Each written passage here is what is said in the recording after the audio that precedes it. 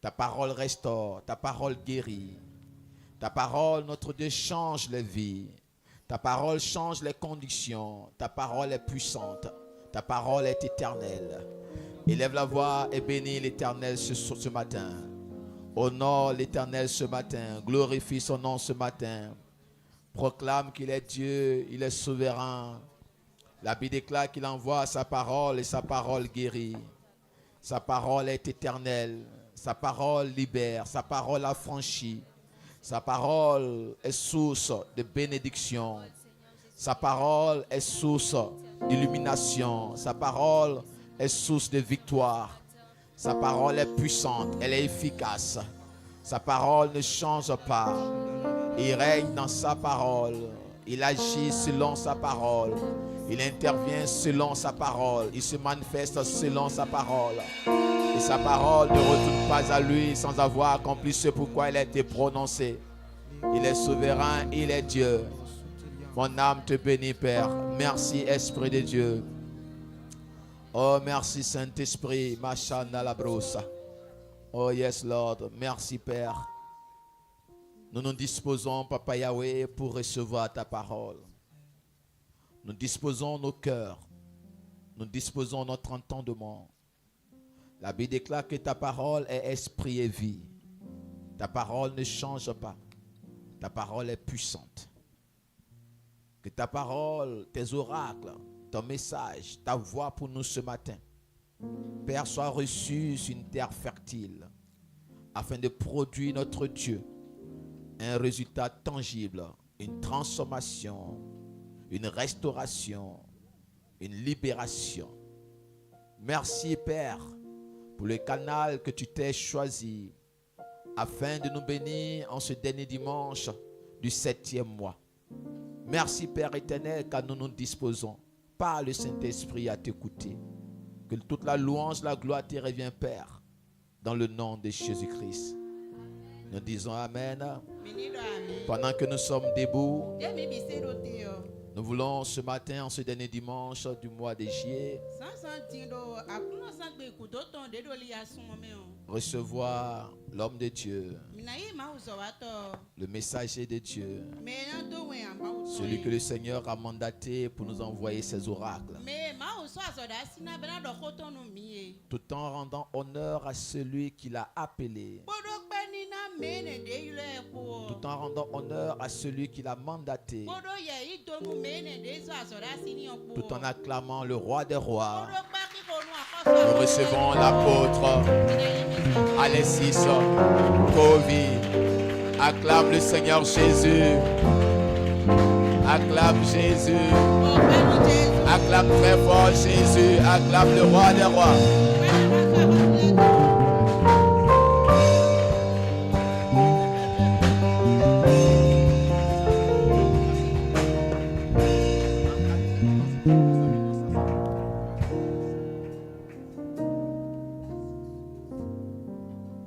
Amen. Soyez bénis. Que sa grâce soit sur chacun. Alors nous remercions le Seigneur pour ce matin, pour toutes ces grâces qu'il nous a faites. Et il a permis que nous soyons là ce matin. Nous remercions le Seigneur pour la vie de l'homme. Un ami de longue date. Celui d'ailleurs, le seul avec lequel je m'entends mieux ici à Cotonou, bien au Bénin. Amen. Qu'il soit béni pour le travail qu'il est en train de faire. Je l'apprécie beaucoup pour son excellence. Amen. Alors que Dieu bénisse son épouse, notre chère maman. Acclamez le Seigneur pour leur vie. Amen. Ils sont très importants pour nous ici au Bénin. Ils font un travail très particulier. Que Dieu les bénisse. Amen. Alors ce matin, je suis là pour partager la parole du Seigneur avec chacun d'entre vous. Et c'est que Dieu va faire du bien à quelqu'un ici ce matin. Parce que j'ai aimé le message que le Seigneur a envoyé à chacun. Et je prie seulement que tu sois disposé pour recevoir l'intégralité de ce message. Nous allons prier. Seigneur, notre Dieu, notre Père, que tu nous fasses du bien ce matin. Que tu inspires ton serviteur. Que la parole qui va sortir soit efficace. Que l'onction soit sur la parole. Que chacun soit touché. Qu'il y ait des guérisons, qu'il y ait des délivrances. Qu'il y ait la connaissance. Qu'il y ait la réussite. Qu'il y ait le succès. Qu'il y ait la victoire. Au nom de Jésus de Nazareth. Nous déclarons que la distraction soit chassée de ces lieux. Que le Saint-Esprit prenne contrôle de tout ce que nous allons faire jusqu'à la fin de ce culte. Au nom de Jésus. Amen. Amen. Nous allons nous asseoir.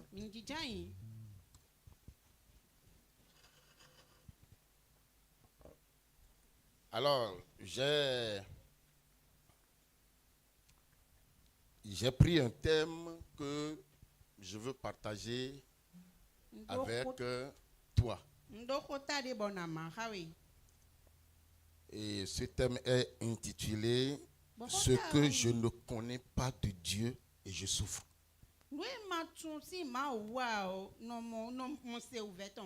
Ce que je ne connais pas de Dieu et je souffre. Exactement. Ce que je ne connais pas de Dieu. Et je souffre. Amen. Amen. J'ai mis un sous-thème. Et j'ai écrit la connaissance de Dieu, meilleure clé pour avancer. Alléluia. Amen. Amen. Amen. Lorsque vous ne connaissez pas Dieu, vous souffrez. Si vous refusez de connaître Dieu,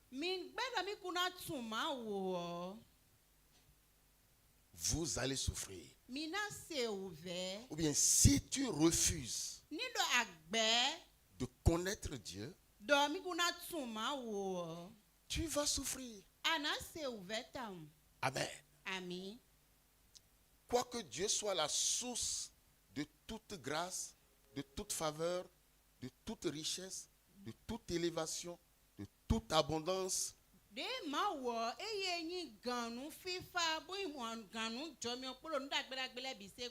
tout ce dont tu as besoin dans ta vie pour devenir ou pour accomplir ta destinée. Si la connaissance de Dieu te manque, alors tu vas souffrir. Alléluia. Amen. Plusieurs viennent à l'église, mais ne connaissent pas Jésus.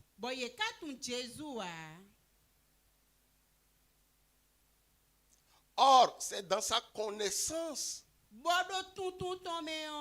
que ta vie peut être transformée. Qui me suit ce matin? Lui, il a la solution pour n'importe quel problème que tu peux avoir dans ta vie. Il dit, venez à moi, vous tous qui êtes fatigués, chargés, je vous donnerai du repos. Donc c'est lui le maître du repos. Alléluia. Amen. L'absence de plusieurs choses, ou bien l'absence d'une chose importante pour votre vie, peut vous créer des problèmes de perturbation. Vous m'entendez? Lorsque, par exemple, vous manquez de santé, vous manquez de l'argent, vous manquez du travail, vous manquez de relations, vous allez souffrir. Alléluia. Amen. Et vous allez rencontrer des gens qui n'ont pas de travail, qui sont chrétiens, qui n'ont pas le mariage, quoi qu'ils ont l'âge, qui sont chrétiens, qui n'ont pas de relation, qui sont chrétiens, qui viennent à l'église, qui souffrent de toutes ces choses. Alors que Jésus détient toutes ces grâces qu'il a mises à ta disposition pour que tu connaisses la paix, la joie. Parce que lui n'a pas voulu que tu le serves dans la douleur, dans la souffrance. C'est ce que j'ai découvert pendant plus de 25 ans de ministère. Il n'appelle pas pour faire souffrir.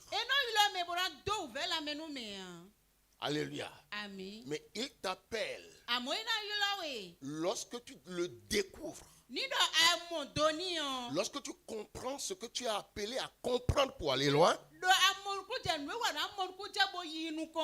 Et alors, lui, il commence par mettre, c'est-à-dire à chaque place ce qui te manque pour que ta joie soit comment? Parfaite. Il désire que tu aies la joie. Si vous aviez fait des expériences, des années avec Dieu et que votre vie est dans la sécheresse, dans la douleur, dans la souffrance, comprenez simplement qu'il y a quelque chose que vous devez découvrir, que vous aviez passé tout ce temps à ne pas, c'est-à-dire à ne pas découvrir.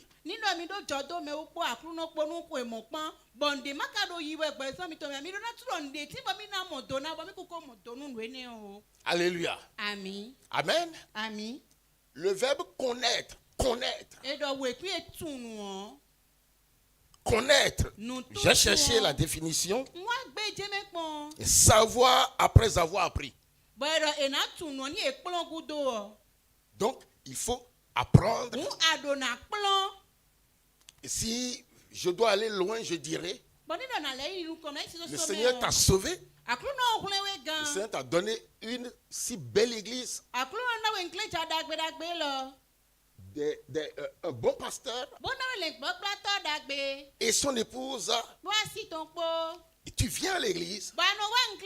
Et leur rôle maintenant, c'est de t'amener à connaître Jésus. Cette salle n'est pas Jésus. Mais lorsque tu viens dans la salle, eux, ils ont l'obligation de t'amener à découvrir, à connaître qui est Jésus, à apprendre Jésus. Donc, savoir après avoir appris. Alléluia. Amen. Ou connaître après avoir appris.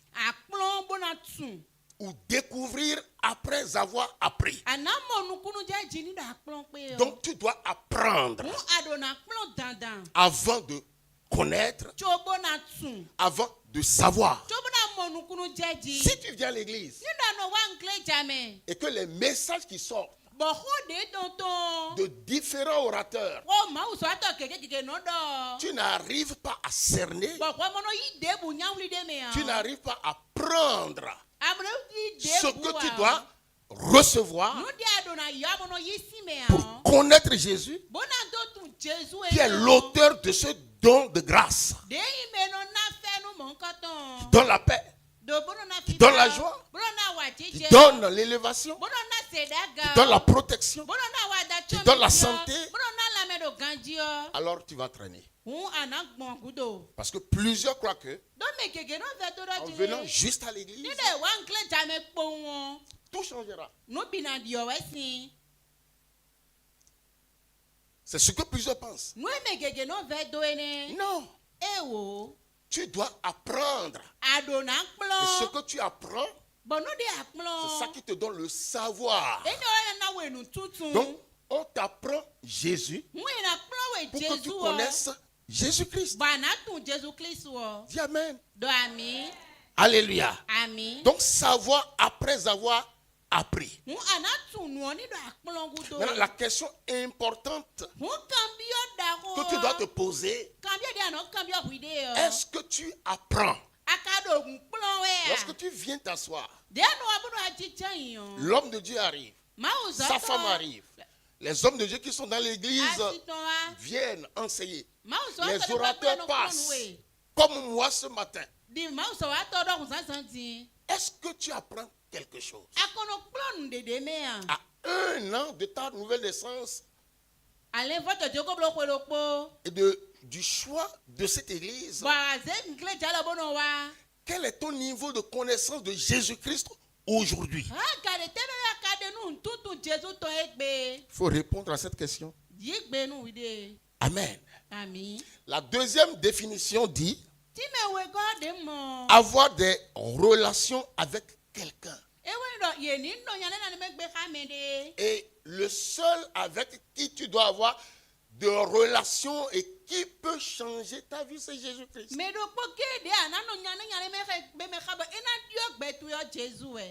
Parce que même les relations humaines, les gens que tu vas rencontrer, c'est lui qui va les choisir et les mettre sur le chemin de ta vie, le chemin de ta destinée.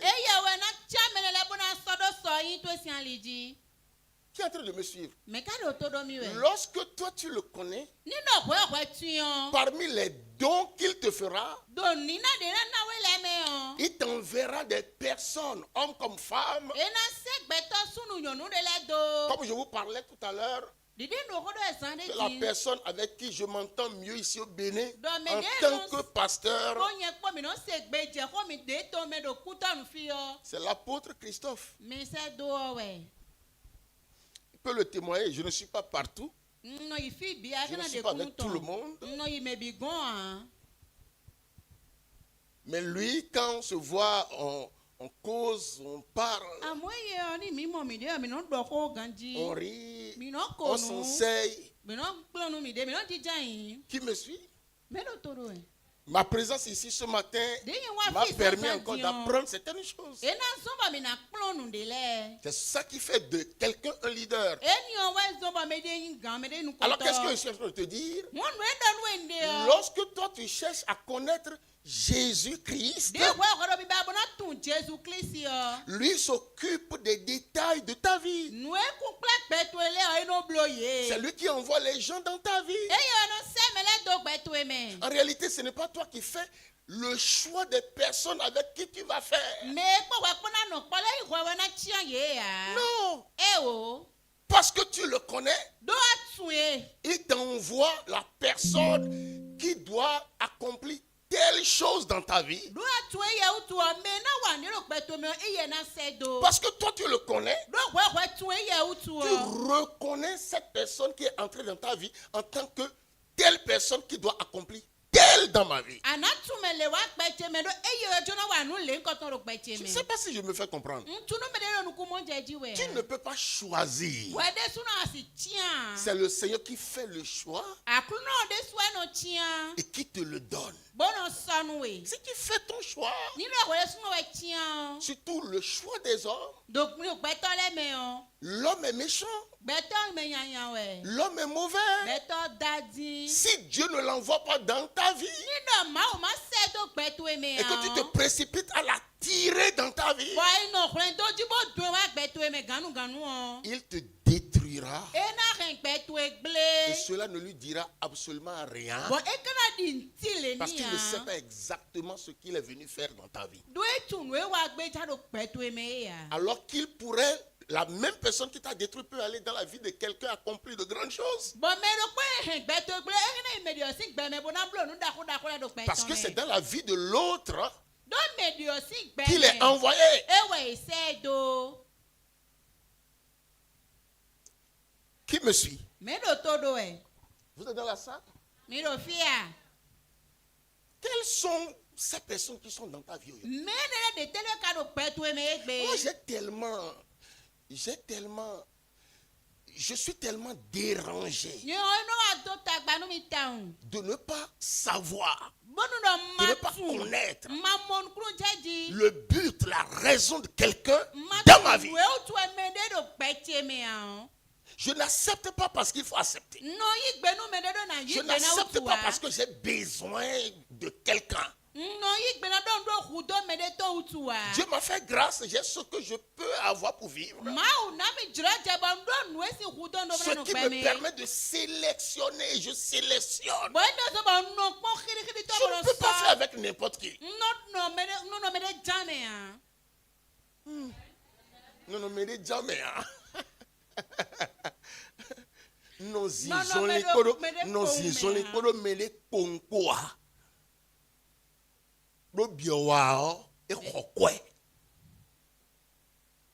Qui me suit? Je ne fais pas avec n'importe qui. Lui, il pèse. Il a des choses. Parfois, je l'appelle pour lui poser certaines questions.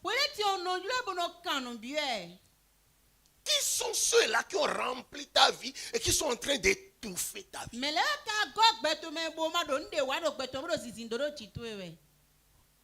Leur présence vaut plus qu'un démon dans ta vie. Et pourquoi tu continues de permettre ça? Simplement parce que tu n'as pas la connaissance du Seigneur Jésus. Tu ne sais pas comment faire avec lui.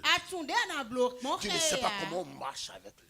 Tu ne sais pas comment on l'honore pour attirer son amour sur sa vie.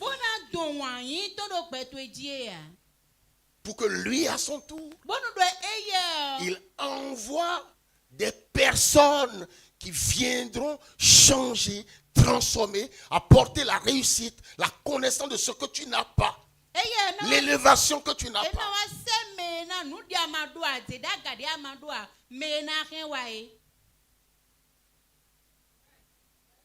Qui sont ceux qui sont dans ta vie?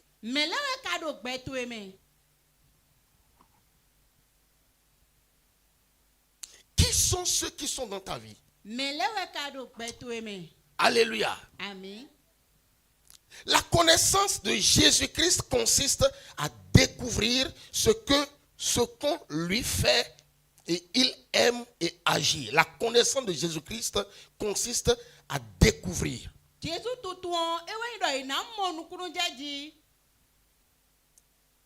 Donc je recommence. La connaissance de Jésus-Christ consiste à lui faire ce qu'il aime. C'est ce que je voulais dire. Ce qu'il aime. Et pour faire ce qu'il aime, il faut que tu le connaisses d'abord. C'est un travail. C'est un travail. Être chrétien, c'est un travail. Être chrétien, ce n'est pas s'habiller, venir à l'église. Je suis à la recherche de quelque chose.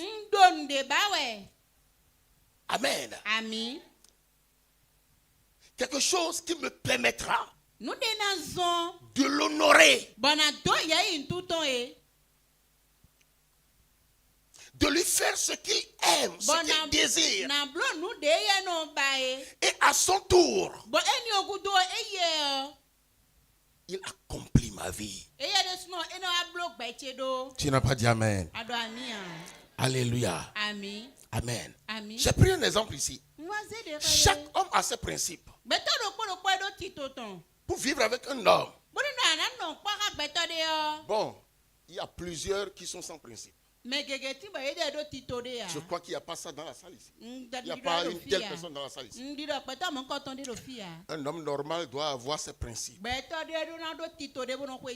ne me fait pas ça. On ne me fait pas ci. On ne fait pas ça. On ne me dit pas ça. On ne fait pas ça. Mais j'aime qu'on me fasse ceci, etc. Et tant que tu chercheras à connaître la personne et à faire ce que la personne aime, cette personne peut te faire du bien. Cette personne peut changer ta vie. Un homme peut changer ta vie. Une femme peut changer ta vie. Parce que tu connais ses principes. Et ces principes représentent la connaissance que tu as d'elle. Et tu fais ce qu'elle aime. Alors lui, elle à son tour, te fera du bien. C'est comme ça que Jésus aussi est. Il faut chercher à le connaître. Il faut découvrir. Plus tu le découvres, plus ton approche, ce que tu fais envers lui, il va aimer. Plus il aime, plus il change ta vie. Dis amen. Dès aujourd'hui, lorsque tu viens au culte, sois présent. Ouvre tes entendements. Ouvre ton cœur. Sache que tu es venu chercher quelque chose. Toutes les fois que tu entres dans cette salle, quelque chose doit s'ajouter à ce que tu avais auparavant. Tu ne peux pas être le même sans connaissance. Tu vis dans la peur, tu vis dans la crainte. Pourquoi? Parce que tu ne le connais pas. Alors que c'est lui le trésor, la richesse, la gloire et tout. Ce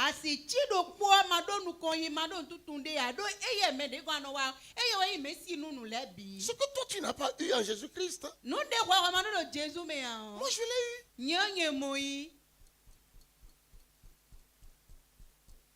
Et je l'ai eu. Et je les ai eus. Parce que j'ai passé du temps. J'ai voulu comprendre. J'ai voulu connaître. Je lis cette Bible que tu es en train de voir là. Je fais des recherches dedans. Je m'en vais acheter des livres. Parce que je veux découvrir. Le premier jour, j'étais entré à l'église. Il m'a sauvé. Et la maladie de quoi là, de Tchakatou que je traînais, 18 ans.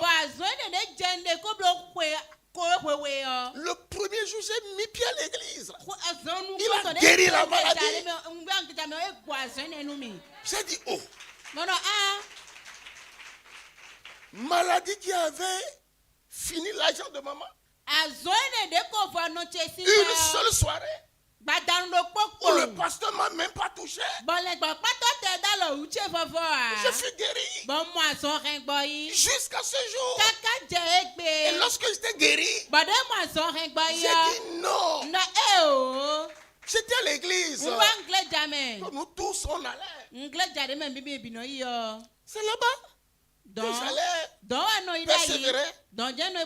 Mais quand j'ai reçu la guérison, j'étais rentré chez moi. Je m'étais dit, il y a une différence. Il y a quelque chose dans cette salle. Ce monsieur a quelque chose. Et si c'est Dieu, donc il faut chercher ce Dieu et le trouver. Tu dois avoir envie de le chercher. Tu dois avoir envie de le découvrir. Découvre toutes ces facettes. tout ce qui le concerne. Tu ne peux pas être seulement chrétien, tu viens à l'église. Tu ne changeras pas ta vie.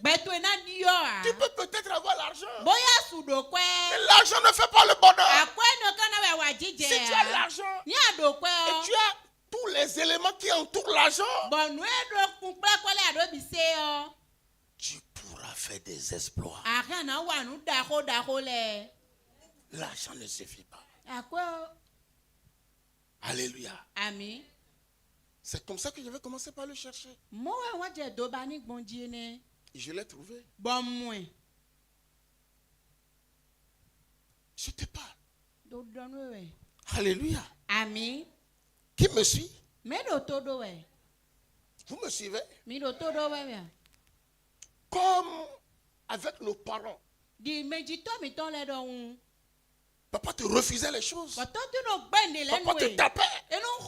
On ne fait pas ça. Un enfant ne fait pas ça. Une fille ne fait pas ça. Un garçon ne fait pas ça. C'est ça le Seigneur. À force de te réprimander, tu as commencé par prendre la forme de papa. L'éducation de papa. L'éducation de maman. C'est comme ça Jésus aussi est. Il désire que tu perdes les habitudes du monde, les attitudes du monde, pour vivre ces habitudes, ses attitudes, ses comportements, ses caractères, sa façon de faire les choses. Et c'est seulement par là qu'il pourrait te toucher et changer ta vie. Sinon, la vie qu'on a amenée en Jésus-Christ est tellement sale. L'éducation est bidon. Les choses ne sont pas à leur place. Les destinées déréglées. Nous ne sommes pas venus en bonne santé. Nous sommes venus malades. Et c'est seulement par ici que la guérison, la délivrance, la liberté, la transformation peut être possible.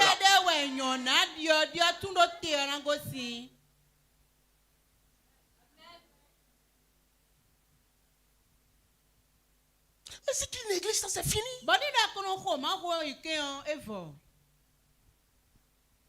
Non, je prie. Non, tu ne peux pas prier. Personne ne peut prier sans la parole. Si tu ne connais pas ça, tu ne peux pas prier. C'est pas l'alignement des mots. L'alignement des mots qui est la prière. Mais la connaissance de la personne à qui je m'adresse. Qu'est-ce qu'il a dit dans sa parole? Je m'appuie sur ça. Dans la vie chrétienne, vous allez découvrir la connaissance dans tous les domaines. Si vous manquez la connaissance dans un domaine, c'est que vous ne pouvez pas faire avec ce domaine. C'est la connaissance qui joue. Qui me suit? On peut continuer? Alléluia. Amen. Dans Romains 12, vous pouvez projeter ça. Romains 12, versets 1 et 2. Nous allons apprendre quelque chose là rapidement et continuer. Il dit: je vous exhorte donc, frères, par les compassions de Dieu, à offrir vos corps comme un sacrifice vivant, saint, agréable à Dieu. Ce qui sera de votre part un culte raisonnable. Le verset 2 me plaît beaucoup.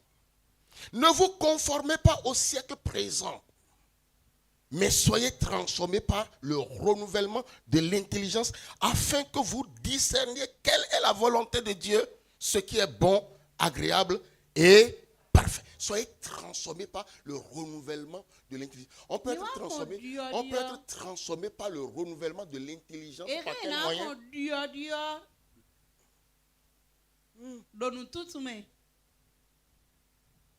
Essaye quand même. Alléluia. Amen. On peut être transformé par le renouvellement de l'intelligence. Par quel moyen? C'est-à-dire, qu'est-ce qui peut te changer? C'est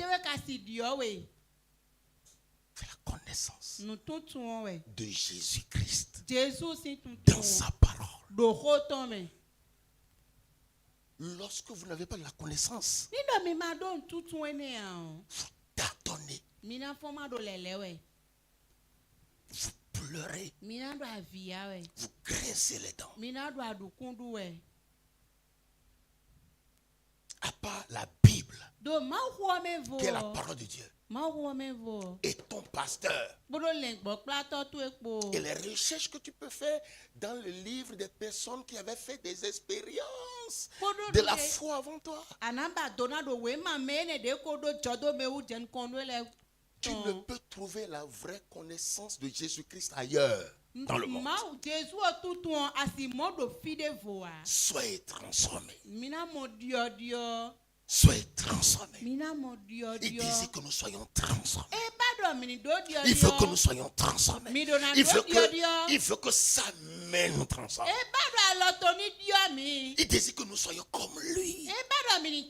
Pas comme nos familles. Pas comme papa biologique, maman biologique. Pas comme un oncle colonel, un oncle maréchal. Il disait que nous soyons comme lui.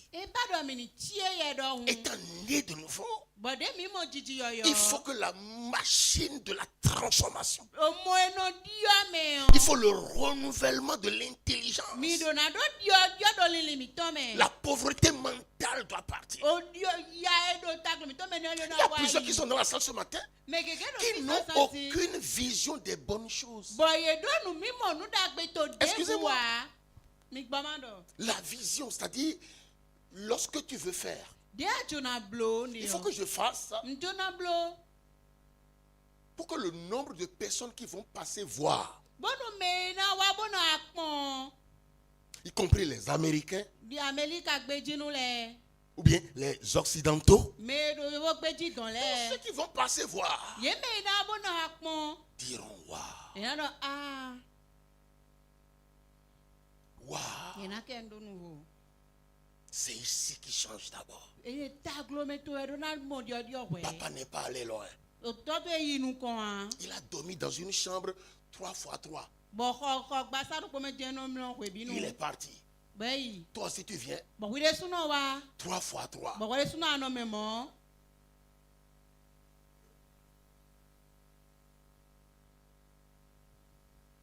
Il aime un travail, une profession basse. Gagne un peu d'argent. Il est content.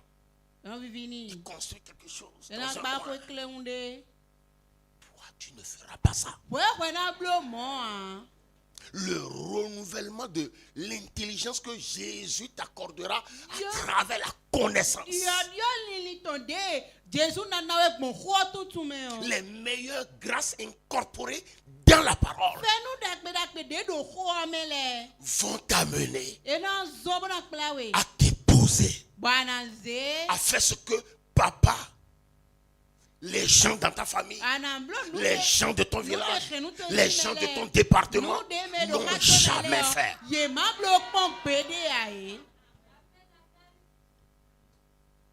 Ton habillement, ta présentation, lorsque tu parles, ta sagesse. Il dit qu'il nous a donné des sagesses infinies. Il y a le jaune, il y a le rouge, il y a le marron, il y a le violet. Plusieurs couleurs de sagesse. Et comment est-ce que tu peux être en arrière?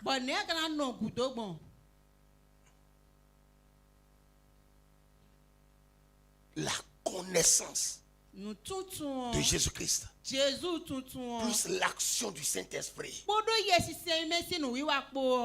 va transformer ici.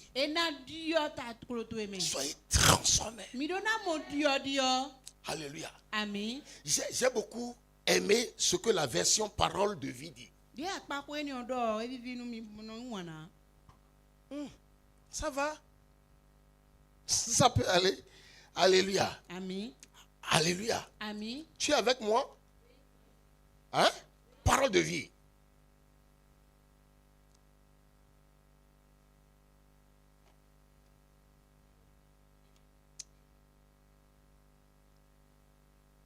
Il dit, frères et sœurs chrétiens, Dieu est plein. Ce que je veux, c'est le verset 2. Le verset 2, il dit, ne suivez pas les coutumes du monde où nous vivons. Voilà. Ne suivez pas les coutumes du monde où nous vivons, mais laissez Dieu vous transformer en vous donnant une intelligence nouvelle. Il te transforme. Il te donne une intelligence nouvelle. Ce que tes ancêtres n'ont pas connu. Ce que tes arrière-grands-parents n'ont pas connu. Ce que tes parents n'ont pas connu. Ce que ton père n'a pas connu. Toi, tu viens, Dieu son vivant, tu commences à développer une intelligence, une sagesse. Il dit, mais le garçon, la fille, là, vient d'où?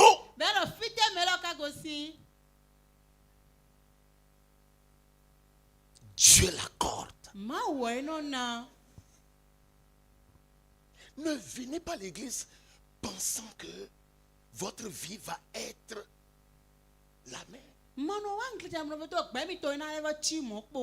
Votre vie va être la même. Il est le transformateur. Il est le libérateur. Il est le guérisseur. C'est-à-dire de la pauvreté mentale. Il enlève la pauvreté mentale. Il met la richesse mentale. Alléluia. Amen. Il enlève le mental d'échec. Il met le mental de la gloire. Il enlève le mental de la misère, de la pauvreté. Il met le mental de la richesse. La richesse. Tu en as besoin. Tu as besoin de l'argent. Je vais être plus clair avec toi. Tu en as besoin. Tu as besoin de l'argent. Tu as besoin du Wallace et de Mantiti. Pour toi? Pour l'église? Ce sont les deux. Pour toi? Pour l'église? Pour toi? Pour l'église? Pour toi? Pour l'église? Lorsque tu en manques, on dit on veut changer telle chose. Tout le monde se lève. Toi tu es là. Mais lorsque tu as, on veut changer telle chose. Qui a 5 millions par exemple. 5 millions par exemple. Au lieu de passer sur tout le monde pour collecter 5 millions, tu te lèves, tu donnes les 5 millions. Pourquoi? Parce que tu as. Qui me suit? Tout se passe à partir d'ici. Je refuse la pauvreté. Je refuse la misère. Je refuse la douleur financière. La douleur professionnelle. Tu dois te libérer. Tu dois sortir de ça. Alléluia. Amen. Alléluia. Amen. Il dit laissez Dieu vous transformer en vous donnant une intelligence nouvelle. Ainsi, vous pourrez savoir ce qu'il veut. Il veut quelque chose. Tu dois savoir ce qu'il veut.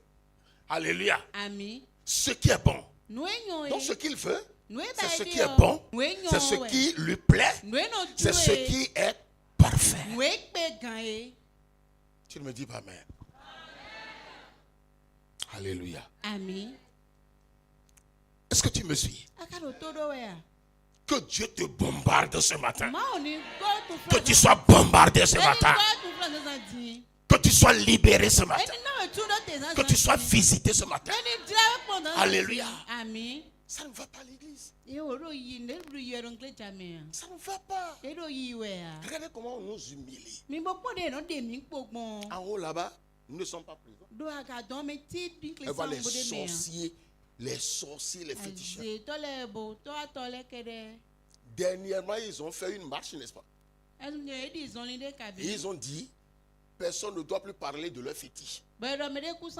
Si un pasteur parle encore de fétiche, on va le traduire à la justice.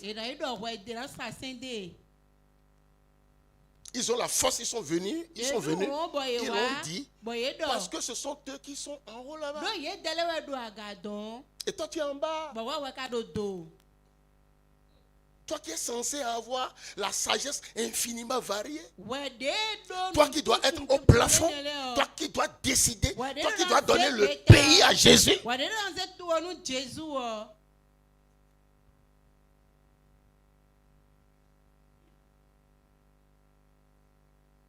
Nous avions livré le pays. Pourquoi? Parce que nous ne connaissons pas nos droits. Ils n'ont rien. C'est nous qui détenons. Mais comme nous ne connaissons pas la valeur de ce qu'il nous a donné, on va faire comment? Vous devez connaître.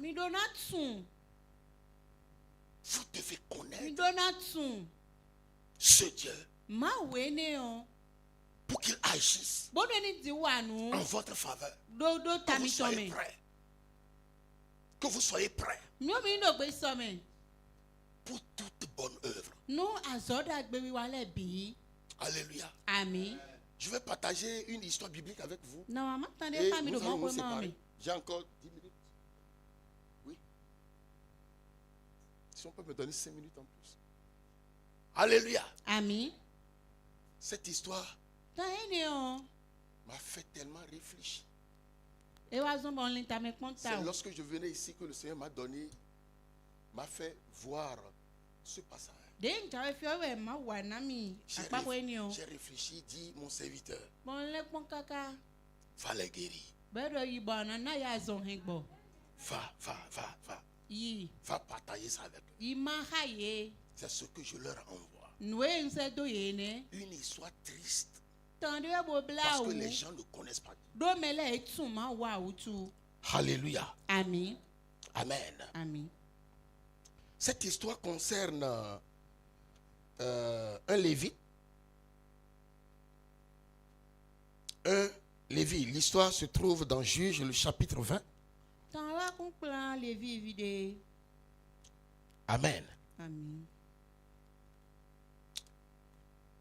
C'est un Lévi qui était avec sa femme.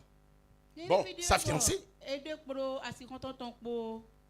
Ils étaient en train de voyager. Lorsque quelques Benjamites avaient fait violence sur eux. Ils avaient pu mettre la main sur la femme. Ils ont violé la femme. Pas une personne, pas un homme, pas deux hommes, pas trois hommes, pas quatre hommes. Ensemble, ils se sont mis ensemble pour violer la dame. Et la dame va souffrir et mourir. Et son fiancé va prendre le couteau, la découper en 12 morceaux. Et il enverra chaque morceau des 12 aux 12 tribus d'Israël pour montrer l'abomination, ce qui lui était arrivé.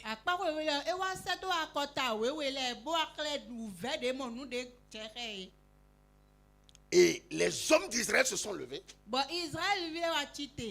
Ils ont dit, nous n'allions pas tolérer cette abomination d'un homme.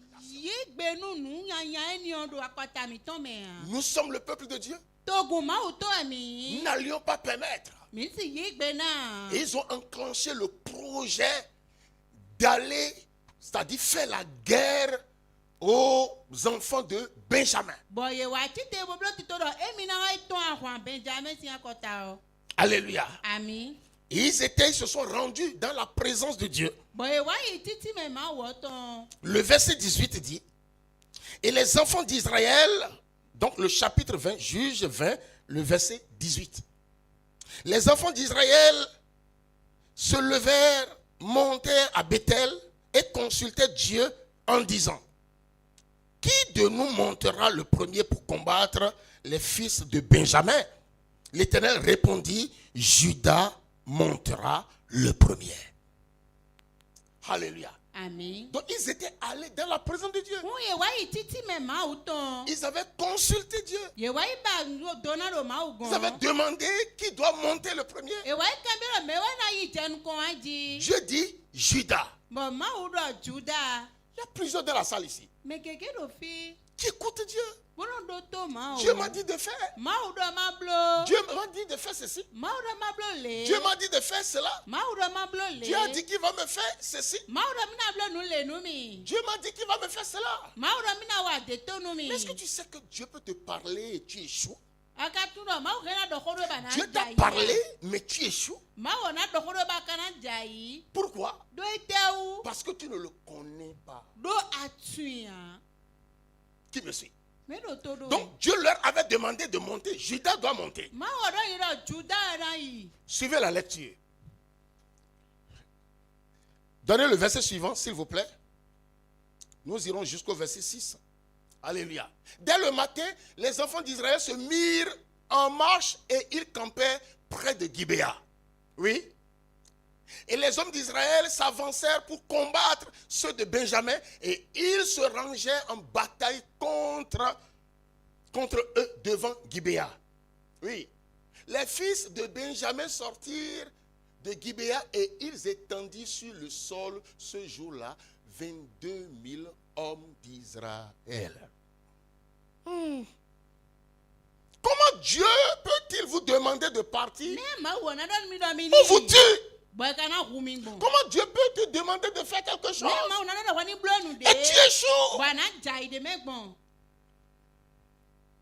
Tu as manqué de quelque chose. Tu n'as pas compris quelque chose. 22 000 sont tombés. Mais c'est Dieu qui a demandé de partir. On est parti au nom de l'Éternel. Non, vous êtes ignorants. Il y a quelque chose que vous n'avez pas compris. Alléluia. Amen. Prêtez attention, on continue. On continue. Le peuple, les hommes d'Israël reprirent courage et ils se rangèrent de nouveau en bataille. Donc, ils n'ont pas cherché à comprendre ce qui s'était passé le premier jour. Ils se sont rangés en bataille. Ils sont repartis dans le lieu où ils s'étaient placés le premier jour. Oui. Et les enfants d'Israël montèrent et ils pleurèrent.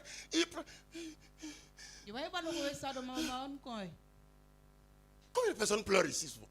Les larmes coulent. Les larmes. Jésus, comment tu peux me faire ça? Jésus n'a pas besoin de tes larmes. Dieu est esprit. Donne-lui ce qu'il désire. Lui, il fera ce que tu désires. Les larmes n'influencent pas Dieu. Dis ça à celui qui est à côté de toi.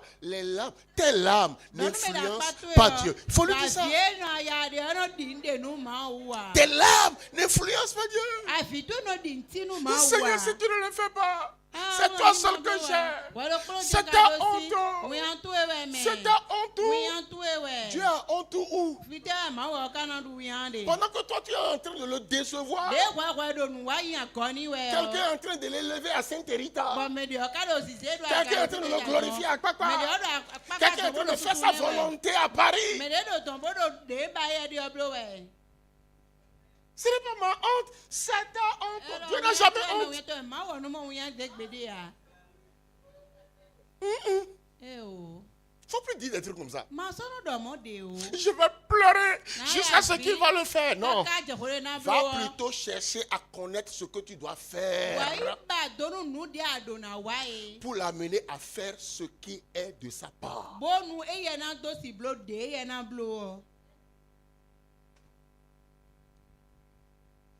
c'est toi qui fais le premier mouvement. Lui te suit. C'est comme ça. Il fait jamais. C'est toi qui fais. Et lui fait. Si tu ne fais pas. Ok. Continue. Ça c'est quel verset? 23. Amen. Amen. Quelqu'un avec moi? Quelqu'un est là? Alléluia. Amen. Amen. Alors, les enfants d'Israël montèrent et ils pleuraient devant l'Éternel jusqu'au soir. Ils pleuraient. Répète après moi. Ils pleuraient. J'avais pleuré aussi. Ils pleuraient. J'avais pleuré aussi. Nous allons voir si les pleurs vont faire quelque chose à Dieu. Ils consultèrent l'Éternel en disant: dois-je m'avancer encore pour combattre les fils de Benjamin, mon frère? L'Éternel répondit: montez contre lui. Dieu parlait. Fais attention. Dieu peut te parler et tu tombes. Dieu peut te parler, tu tombes malade. Dieu peut te parler, tu meurs. Il y a quelque chose qui manque. Quelque chose qu'ils sont censés de connaître. Tu ne dis pas amen. Alléluia. Amen. Il démontait. Les enfants d'Israël s'avançaient contre les fils de Benjamin le second jour. Et ce même jour, les Benjamites sortis de Gibéa à leur rencontre et ils étendit encore sur le sol 10 000 hommes des enfants d'Israël. 10 000? 18 000 hommes des enfants d'Israël, tous tirant l'épée. Ça fait combien? Hein? Ça fait 40 000 simplement parce qu'ils ont oublié, ou bien ils ont négligé, ou bien ils n'ont pas voulu faire ce qu'ils sont appelés à faire pour que la gloire de Dieu se manifeste dans leur vie. Dieu n'est pas un homme.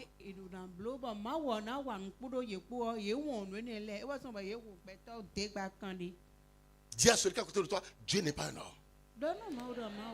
Dieu est esprit. Et c'est ce qu'il a recommandé, ce qu'il a demandé de faire. C'est ce que l'on fait et ça marche. Alléluia.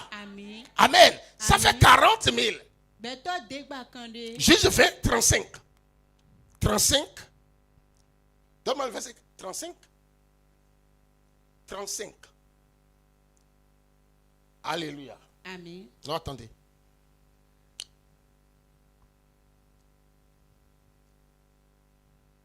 Donnez-moi plutôt. Oui, le verset 35. C'est le verset 35 là? Non. On revient en arrière. Revenons sur le verset précédent. Oui. 10 000 hommes choisis sur tout. Non. Là où on était tout à l'heure là. 25. Reviens sur le verset 25 là. Alléluia. Amen. Va au verset 26. Tous les enfants d'Israël et tout le peuple montèrent et vinrent à Bethel. Ah. Là, ils sont allés dans la présence de Dieu. La présence de Dieu. La réussite commence par la présence de Dieu. Si vous ne vous habituez pas à passer du temps dans la présence de Dieu, vous allez avoir des problèmes. Donc, première erreur, ils ne sont pas allés passer du temps dans la présence. Ils allaient, ils faisaient leur consultation. Dieu n'est pas un beau conon. Dieu aime que ses enfants soient dans sa présence. Qu'il arrive des moments où tu te fermes dans la chambre. que tu te couches par terre. Je ne suis pas venu te demander quoi que ce soit. Mais je suis venu honorer sa majesté. Le roi glorieux. Le roi élevé. Le roi éternellement béni. Alléluia. Le principe de la création de Dieu. L'étoile brillante du matin. Je suis venu juste te glorifier, te magnifier, te bénir, Seigneur. Ça lui fait du bien. Alléluia. Ça fait déjà combien de temps tu as fait ça? Tu n'as pas le temps. Tu viens regarder la télé. Tu as du temps pour ton mari, pour ta femme. Alléluia. C'est important d'avoir du temps pour sa femme et pour son mari. Mais on ne touche pas le temps de Dieu. Les moments de Dieu. Amen. Tu es là? Tu suis? La Bible dit, ils sont venus où? À Bethel. Ils pleuraient. On a déjà refusé ça. Hein? Ça peut arriver. D'accord? En adorant le Seigneur, ça peut arriver que les larmes débordent. Alléluia. Ou carrément, je te dirais, il faut être au bon endroit pour couler les larmes. On ne coule pas les larmes en l'air. Alléluia. Il faut que tu sois avec le Seigneur. D'accord? Il faut que tu fasses ce qu'il te demande de faire. Là, ils ont rempli la première condition. Ils sont en train de pleurer et restèrent là devant l'Éternel. Ils jeûnèrent. Donc, dans la présence de Dieu, ils n'ont pas mis la nourriture dans leur bouche. Donc, ils étaient concentrés en ce jour jusqu'au soir. Et ils offrirent des holocaustes et des sacrifices d'action de grâce devant l'Éternel. Première chose, dans la présence du Seigneur. Deuxième chose, ils jeûnèrent. Troisième chose, sacrifice. Si vous allez dans la présence de Dieu, si vous allez dans la présence de Dieu, vous jeûnez. Certainement par rapport à une situation. Ils ont jeûné par rapport à une situation. Maintenant, je voudrais vous informer que Dieu ne changera pas ton opprobre si tu ne l'honores pas par un sacrifice. Si Dieu ne mange pas, Dieu ne fait pas. Allez tirer n'importe quel enseignement sur Facebook.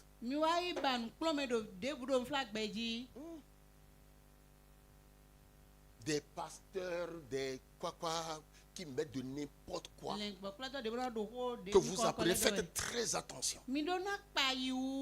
Ce que vous recevez de votre père et de votre mère, ce que les pasteurs de l'église qui viennent devant vous vous enseignez, c'est ce que vous prenez et c'est ce qui doit guider votre vie.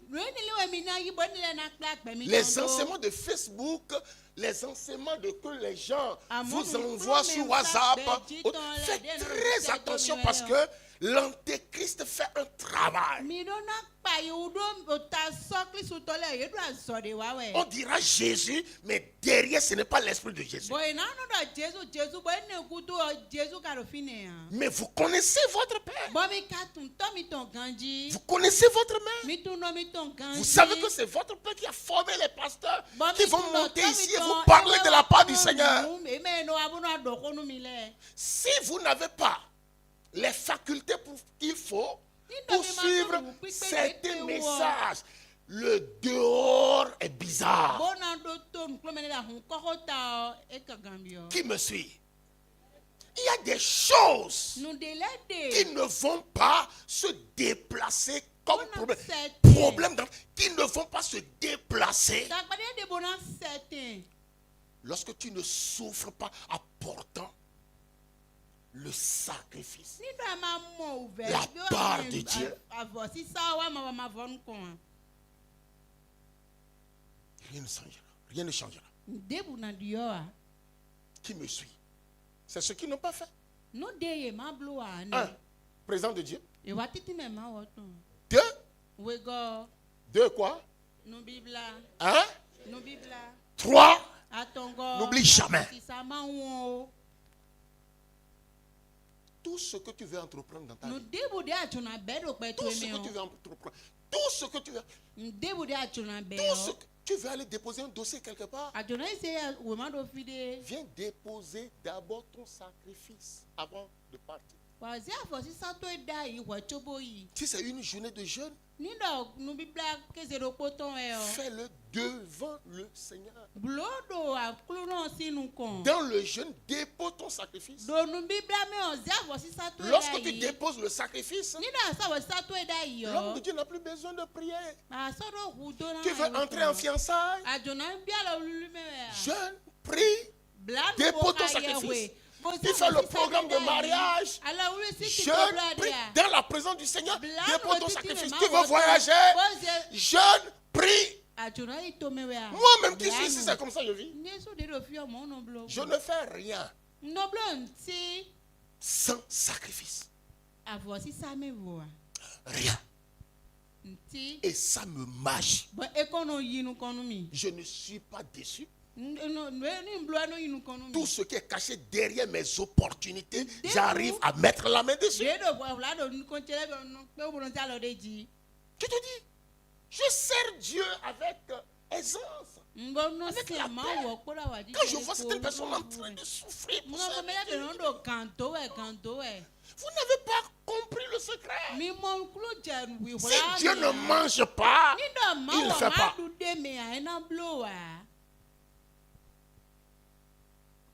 Vous êtes deux à être appelés dans une société pour travailler. Alléluia. Ou pour quelque chose qui va vous avantager.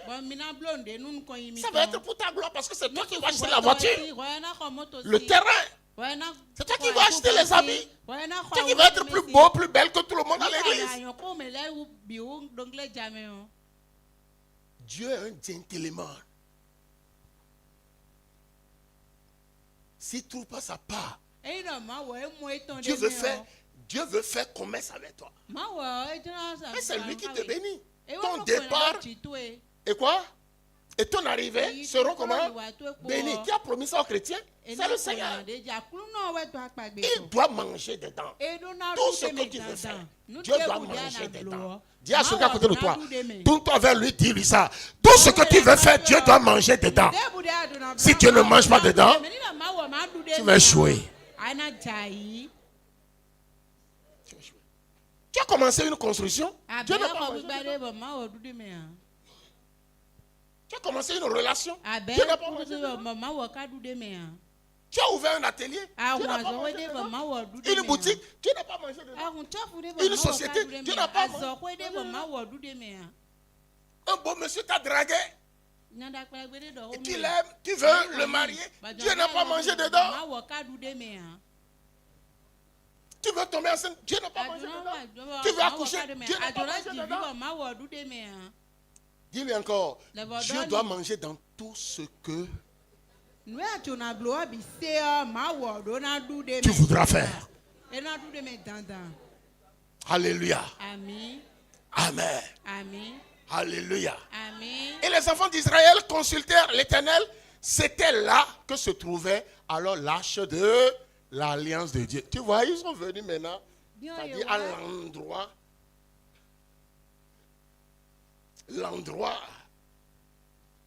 où ils doivent rencontrer le boss.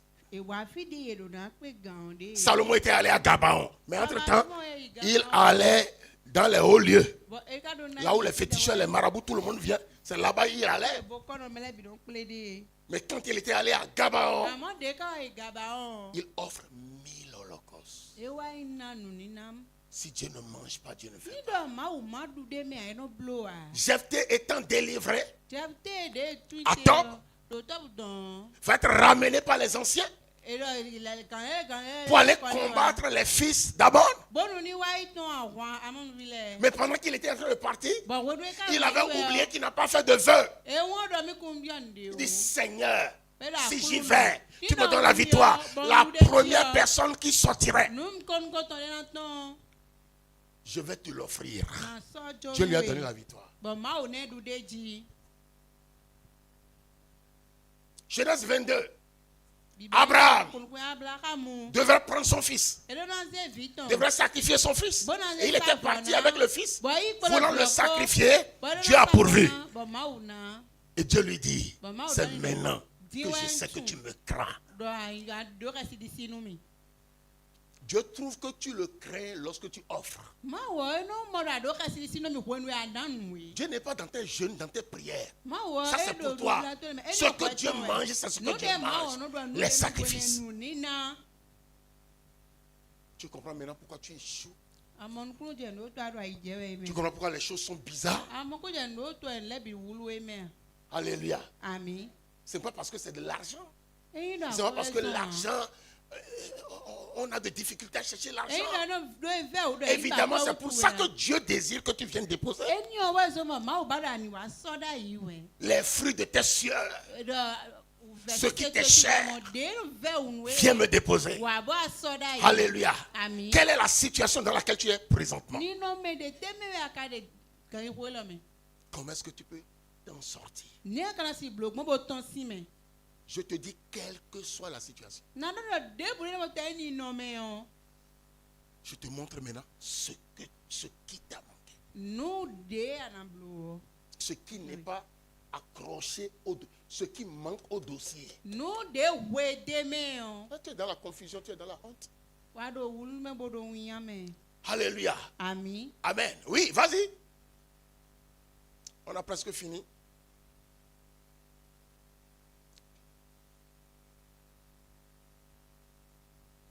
Amen. Et c'était fini d'Éléazar, fils. Donne le verset qui suit. Alors Israël, non, tu as sauté.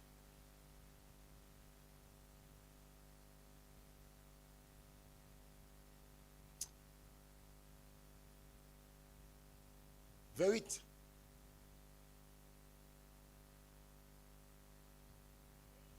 Oui, c'est bon. Et c'était fini, fils d'Éléazar, fils d'Aaron, qui se tenait à cette époque en présence de Dieu. Et il dit à Dieu, dois-je marcher encore pour combattre les fils de Benjamin, mon frère, ou dois-je m'en abstenir? L'Éternel répondit, montez. Auparavant, vous allez constater, il disait monter, il se taisait. Mais ici, il dit monter. Car demain, précision. Quand Dieu mange, il y a la précision. Car demain, je les livrerai entre vos mains.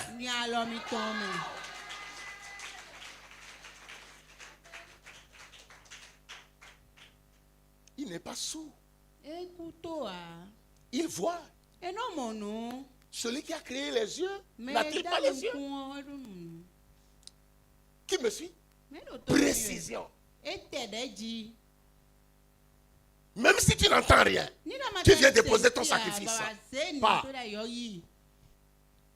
Ce que tu demandes va arriver. Non, ça va arriver. Je vis ça tous les jours. J'ai pris plaisir par rapport à ça.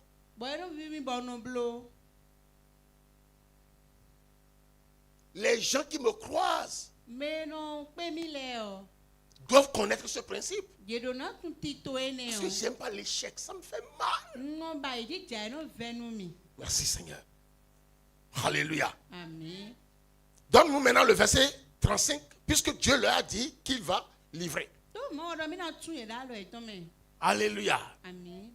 L'Éternel bâtit. Arrivé à la maison, lisez. Lisez, on ne peut pas lire tout ça.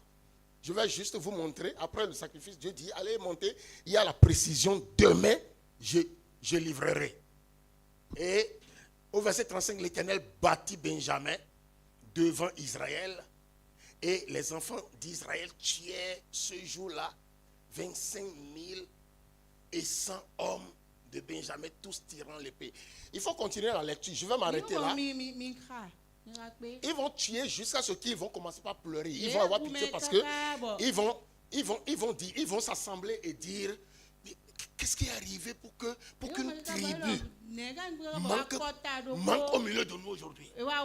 Ils ont commencé à pleurer. Alors qu'ils se sont engagés qu'ils ne vont pas donner leurs filles aux enfants de Benjamin. Ils vont commencer par chercher les moyens. Alléluia. Ceux qui n'étaient pas parmi eux, lorsqu'ils parlaient à Dieu, ils parlaient devant Dieu. Ils vont chercher ces gens-là, leurs filles, et donner au reste pour susciter d'autres fils. Parfois, les choses vous arrivent, vous allez croire que Dieu n'est pas fidèle. Dieu n'est pas vivant. Dieu n'est pas présent. Non, il est là. Il te voit.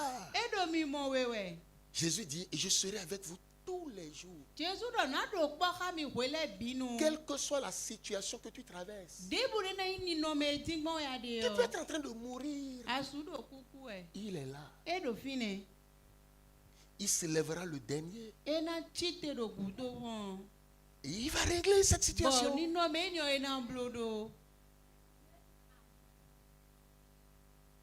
C'est un exercice que je vous donne.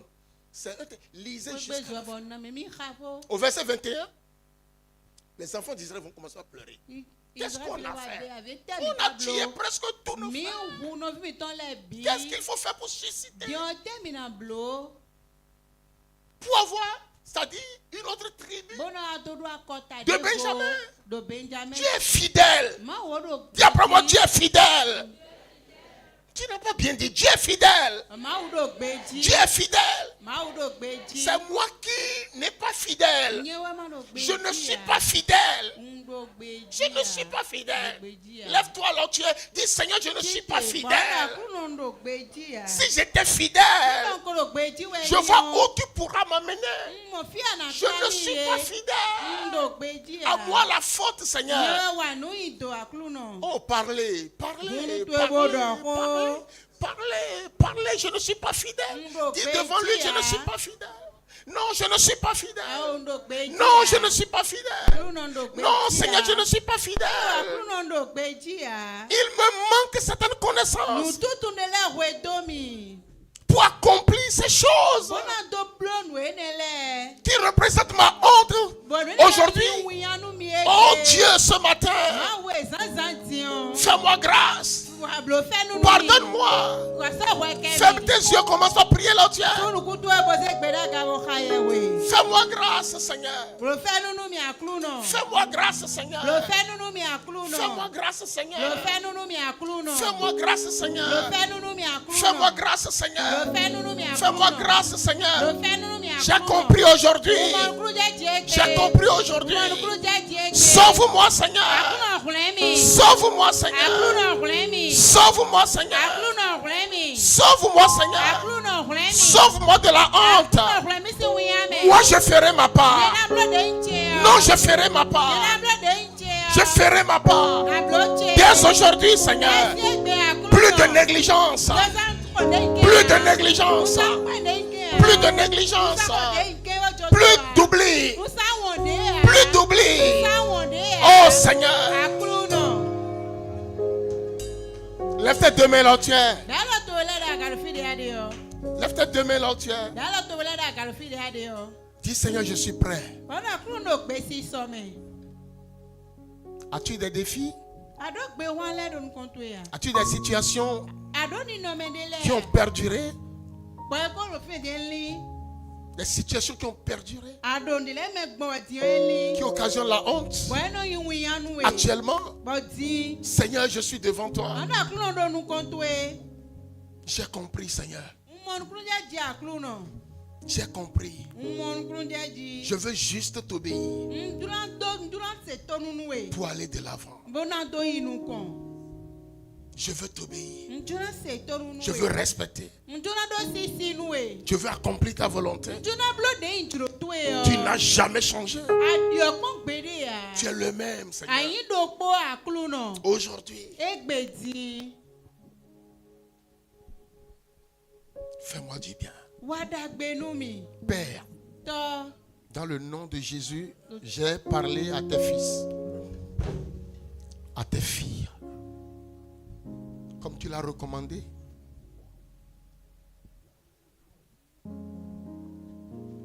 Ils ont certainement compris le message. Je prie afin que toi-même, qui as envoyé ta parole, que tu commences par convaincre chacun. Certainement,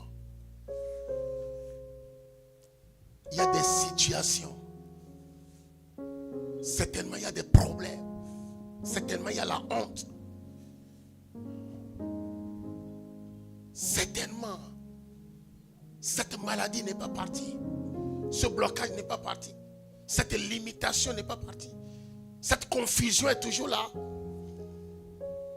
Je suis en train de prier, demandant, Seigneur, que ta main